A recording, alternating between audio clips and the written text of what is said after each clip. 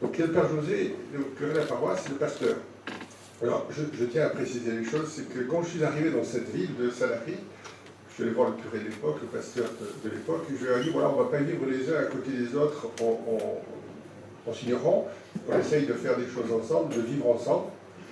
Et donc depuis, chaque occasion, lorsqu'ils peuvent venir, ils sont bien entendu invités, notamment à la rencontre des salariés. Pour moi, c'est important.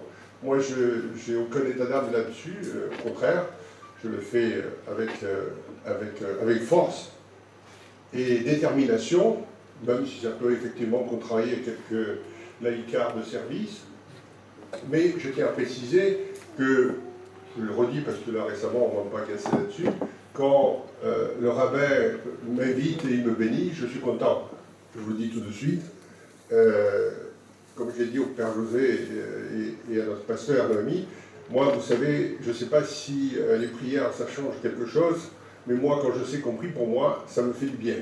Donc voilà. Et quand les moines tibétains m'invitent à partager un repas, je partage avec eux. Et quand ma collaboratrice, quand elle a fini son ramadan et qu'elle m'apporte des trucs au miel, c'est terrible. Eh bien, écoutez, je vais vous dire, je me sens un peu musulman à ce moment-là, et sans aucun état d'âme.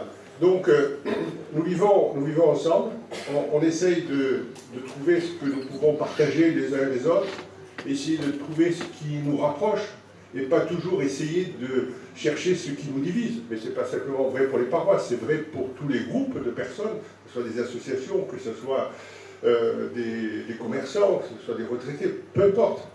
Vous imaginez une vie de couple où chacun verrait dans l'autre que les défauts qu'il peut avoir. Parce qu'il y en a qui n'ont pas, c'est vrai, mais ça serait invivable.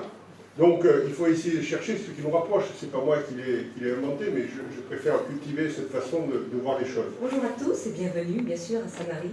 Peut-être que vous êtes là depuis quelques semaines, peut-être que vous êtes là depuis quelques mois.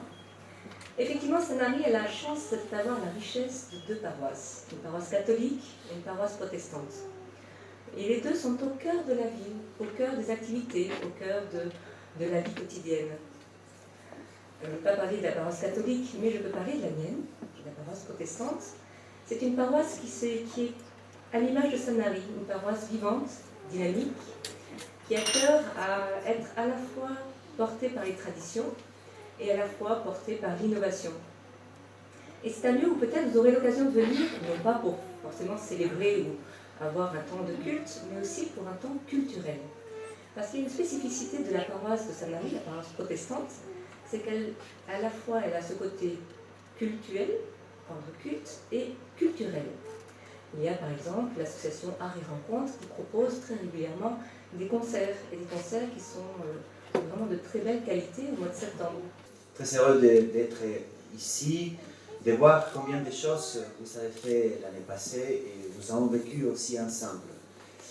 Comme a dit Monsieur le maire, on essaye aussi, et aussi Noémie, de participer de la vie de notre ville, parce que nous sommes dans cette ville, nous essayons de participer des activités, d'être intégrés à la vie de la cité. Nous avons des bénévoles qui nous aident, notamment avec le repas tous les jeudis, les tables ouvertes depuis des années, nous faisons ça, si vous voulez découvrir un jour.